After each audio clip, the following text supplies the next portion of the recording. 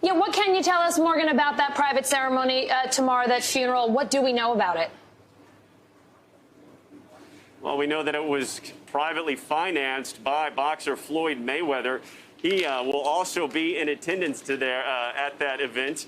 We do know that it is private, so close friends and family only, and he'll be laid to rest near his mother. And when you hear that, it's giving a lot of people here pause, Allison, because he'll be reunited with the very woman that he cried out for in his final moments of life.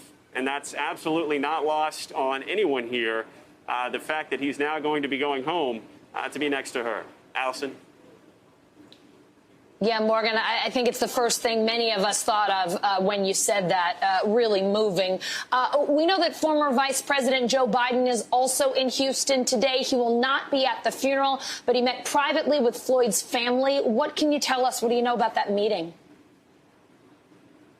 Yeah, we have been tracking that meeting, Allison. We know that former Vice President did have a chance to meet in private with the family. We have reached out to representatives for the family and to representatives from the former Vice President's office.